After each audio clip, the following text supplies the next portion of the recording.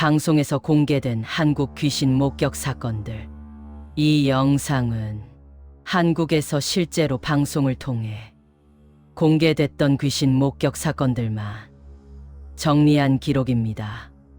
라디오, 공중파, 케이블 프로그램, 시사 실화 재연 방송에서 직접 다뤄졌던 사례들입니다. 각 사건은 방송 당시 제보자 실명 또는 복수 증언으로 소개됐습니다.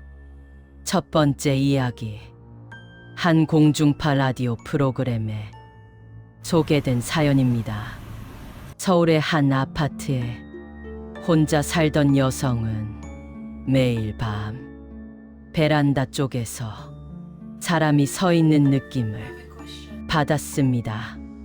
불을 켜도 아무도 없었고 커튼을 쳐도 느낌은 사라지지 않았습니다. 어느 날 밤 여성은 베란다 유리에 사람 얼굴이 비치는 것을 봤습니다. 자기 얼굴이 아니었습니다. 놀라서 불을 켰지만 그 순간 얼굴은 사라졌습니다. 이 사연이 방송된 뒤 같은 아파트에 살았다는 청취자 여러 명이 비슷한 경험을 했다고 연락을 했습니다. 두 번째 이야기, 케이블 공포 특집 프로그램에서 재연으로 다뤄진 사건입니다. 경기도의 한 원룸 건물, 자취를 하던 남성은 매일 새벽 현관 도어락에서 비밀번호 누르는 소리를 들었습니다. 하지만 문은 열리지 않았고 경보도 울리지 않았습니다. 이 현상은 2달 가까이 지속됐습니다.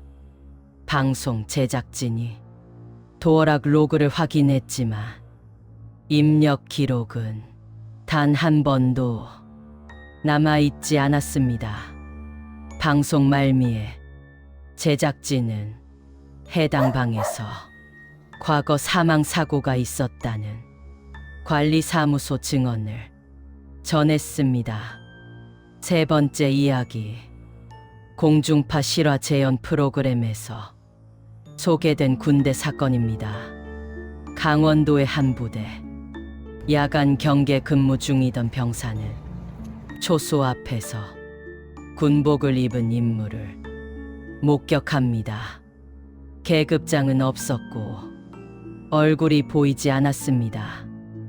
병사가 경고를 외치자 그 인물은 아무 반응 없이 서 있다가 사라졌습니다.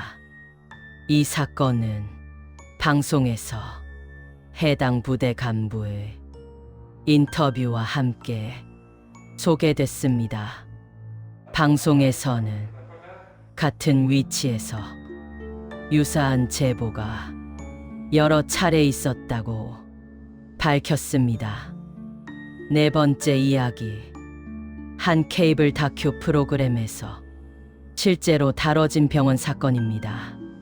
서울의 종합병원에서 야간 근무 중이던 간호사는 비어있는 병실에서 호출벨이 울리는 경험을 여러 번 했습니다.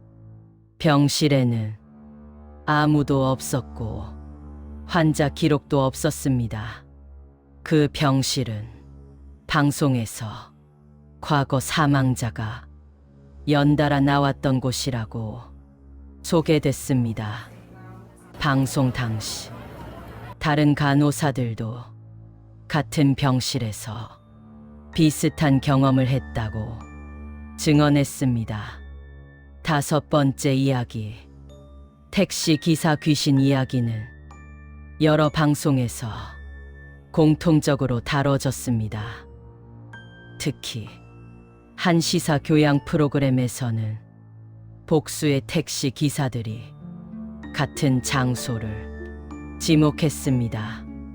심야 시간, 터널 입구나 외곽 도로에서 여성을 태웠다는 증언, 터널을 지나며 뒷좌석이 비어 있었고 요금만 남아 있었다는 이야기. 방송에서는 이 제보가 한 명이 아니라 여러 기사에게서 같은 내용으로 나왔다는 점을 강조했습니다. 여섯 번째 이야기. 어린이 귀신 이야기는 공중파 교양 프로그램에서 실제로 다뤄졌습니다. 충청도의 한 초등학교 야간 당직 교사는 밤마다 운동장에서 아이 웃음소리를 들었습니다. 학교 CCTV에는 아무도 없었습니다.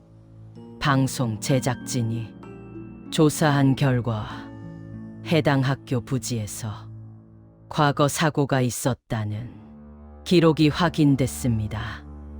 이 사건들의 공통점은 귀신이 공격하지 않았다는 점입니다. 사람을 해치지 않았고 위협적인 행동도 하지 않았습니다. 그저 사람의 공간에 사람처럼 존재했을 뿐입니다. 방송에서 이 사건들을 다룰 때 항상 같은 표현이 반복됐습니다. 과학적으로 설명하기 착각일 수도 있다. 하지만 제작진은 한 가지 사실은 부정하지 않았습니다. 같은 장소에서 같은 경험이 반복됐다는 점입니다. 이 방송들은 공포를 강조하기보다 기록으로 남겼습니다. 그래서 더 오래 기억됩니다. 이 이야기들은 인터넷 괴담이 아닙니다. 방송에서 사람들의 입으로 공개된 기록들입니다. 그리고 이 중 상당수는 지금도 같은 장소에서 같은 이야기가 반복되고 있습니다. 이 이야기를 계속 이어서 듣고 싶다면 구독과 좋아요